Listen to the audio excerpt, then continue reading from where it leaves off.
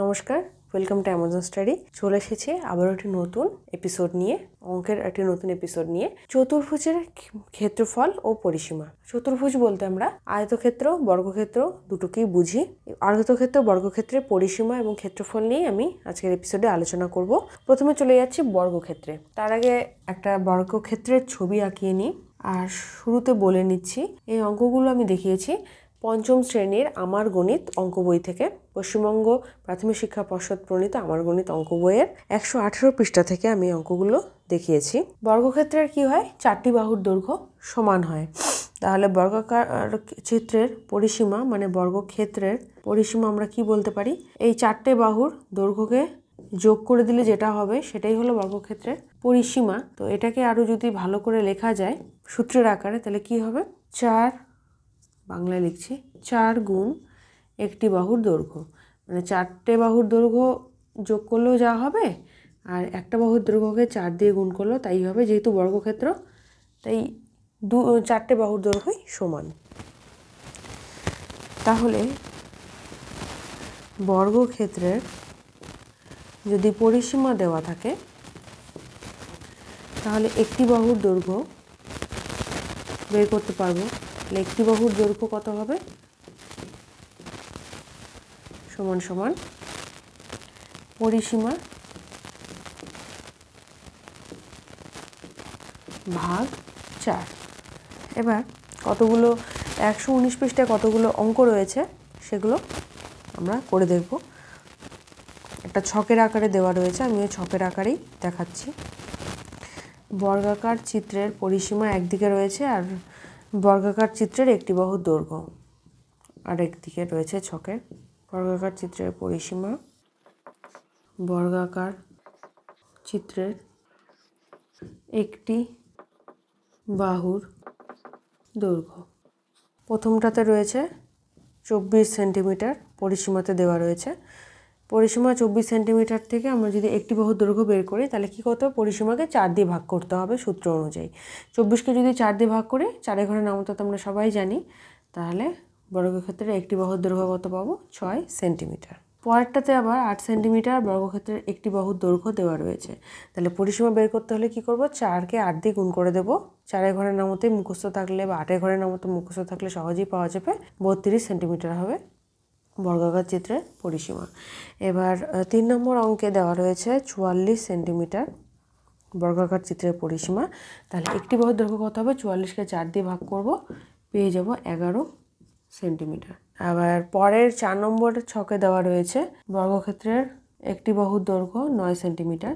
তাহলে পরিসীমা কত পাবো, 4 নং 36 সেন্টিমিটার। খুব সহজেই এই সূত্র দুটো মনে থাকলে এই পুরো ছকটা কমপ্লিট করে নেওয়া যায়। চলে যাচ্ছে এবার আয়তক্ষেত্রের পরিসীমাতে। আয়তকার চিত্রের পরিসীমা বের করার আগে একটা আয়তকার চিত্র আঁকিয়ে নিই, তাহলে বুঝতে সুবিধা হবে। আয়তকার চিত্রের কি হয়, একটা অংশ মানে দৈর্ঘ্য বড় বা প্রস্থ ছোট এরকমও হতে পারে, বা দৈর্ঘ্য ছোট প্রস্থ বড় এরকম হতে পারে, মানে দৈর্ঘ্য প্রস্থ দুটো আলাদা আলাদা সংখ্যা থাকে। তাহলে আয়তাকার চিত্রের পরিসীমা সমান সমান এই দুটো বাহু একই মাপের হয়, আবার এই দুটো বাহু একই মাপের হয়, বিপরীত বাহুগুলো সমান হয়। তাহলে কি লেখা যাবে, 2 গুণ দৈর্ঘ্য যোগ প্রস্থ, মানে দৈর্ঘ্য আর প্রস্থকে যদি যোগ করে দিই, তার সাথে 2 দিয়ে গুণ করলে তাহলে পরিসীমা হবে। আবার যদি দুটো দৈর্ঘ্য আর দুটো প্রস্থ যোগ করি, তাহলেও সবগুলোকে একবারে যোগ করে দিলেও আমরা একই পরিসীমা পাবো। তো এটা হলো সূত্র, আয়তকার চিত্রের পরিসীমা বের করা, 2 গুণ দৈর্ঘ্য যোগ প্রস্থ। চলে যাচ্ছে তারপরে একটা ছক রয়েছে, সেই ছকটার মধ্যে 120 পৃষ্ঠা রয়েছে ছকটা, সেই ছকটাকে আমরা আগে সলভ করে নিই, তাহলেই পুরো বিষয়টি ক্লিয়ার হয়ে যাবে। এখানে দৈর্ঘ্য আর প্রস্থ দেওয়া রয়েছে, পরিসীমা বের করতে হবে। যেহেতু এখানে দুটো আলাদা আলাদা বাহুর দৈর্ঘ্য রয়েছে, তাই আগের মতো কিন্তু 4 দিয়ে ভাগ করে বা 2 দিয়ে ভাগ করে কিন্তু দৈর্ঘ্য বা প্রস্থ বের করার কোনো ব্যাপার এখানে নেই। প্রথম ক্ষেত্রে দৈর্ঘ্য দেওয়া রয়েছে 30 মিটার, প্রস্থ রয়েছে 20 মিটার। তাহলে 30 আর 20 যদি যোগ করি হবে 50, 50কে যদি 2 দিয়ে গুণ করি 100 মিটার। এটা হলো প্রথম ছকের যেই আয়তকার চিত্রটি রয়েছে তার পরিসীমা। এবার চলে যাচ্ছে পরেরটাতে দৈর্ঘ্য রয়েছে 28 মিটার, প্রস্থ রয়েছে 16 মিটার। তো প্রথমে 28 আর 16 যদি যোগ করি, 28 6 14, 1 আর 1 2, 44 মিটার। 44 মিটারকে যদি 2 দিয়ে গুণ করি তাহলে হবে 88 মিটার। এটা হলো আয়তকার চিত্রের পরিসীমা।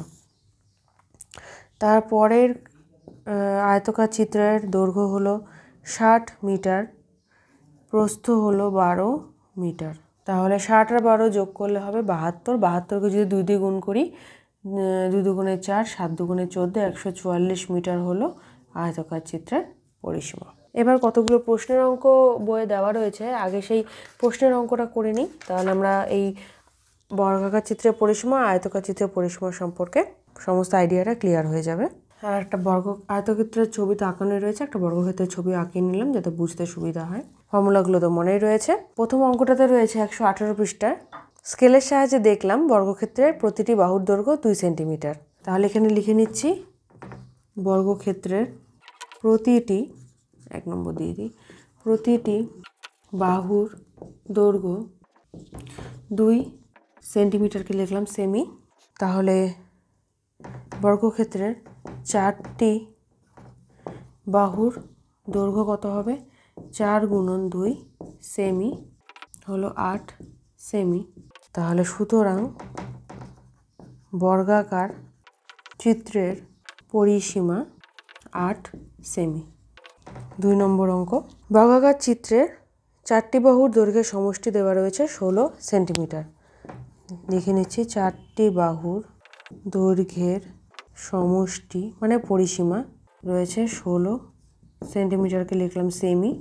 তাহলে সুতরাং একটি বাহুর দৈর্ঘ্য সমান সমান 16/4 সেমি। উত্তর আসলো 4 সেমি। সুতরাং বর্গাকার চিত্রের একটি বাহুর দৈর্ঘ্য 4 সেন্টিমিটার যদি পরিসীমা 16 সেন্টিমিটার হয়। এবার চলে যাচ্ছি 3 নম্বর অঙ্কে। এই অঙ্কটি রয়েছে 119 পৃষ্ঠার অঙ্ক। আয়তকার চিত্রের আয়তকার বাগানটি লম্বায় 40 মিটার। লিখে নিই আয়তকার বাগানের দৈর্ঘ্য 40 মিটার, প্রস্থ 20 মিটার। বাগানটির চারিদিকে বেড়া দিতে হলে সেটা কি হবে? সবগুলো দুবার দুবার করে আসবে, তার মানে পরিসীমা বের করতে হবে। তাহলে লিখছি বাগানের পাঁচিলের দৈর্ঘ্য বের করতে বলেছে। বাগানের পাঁচিলের দৈর্ঘ্য হবে 2 গুণ দৈর্ঘ্য যোগ প্রস্থ মিটার, 2 গুণ 60 মিটার, 120 মিটার। এবার চলে যাচ্ছে পরবর্তী অঙ্ক। তার মানে কোনো জমিকে যদি চারিদিকে বেড়া দিয়ে ঘিরতে হয় তাহলে তার পরিসীমা বের করলে কিন্তু খুব সহজেই কতটা পাঁচিল দিতে হবে বা কতটা বেড়া দিতে হবে সেটা বের করা যাবে। এবার চলে যাচ্ছি 120 পৃষ্ঠার 2 নম্বর অঙ্কে। আয়তকার মাঠের দৈর্ঘ্য 35 মিটার, প্রস্থ 20 মিটার। মাঠের ধার বরাবর চারিদিকে একবার হেঁটে আসতে কত পথ হাঁটতে হবে? মানে চারিদিক দিয়ে একবার হাঁটতে হবে, মানে পরিসীমা বরাবর হাঁটতে হবে। তাই প্রথমে আবার আগের অঙ্কের মতনই লিখে নিচ্ছি আয়তকার বাগানের দৈর্ঘ্য সমান সমান 35 মিটার, প্রস্থ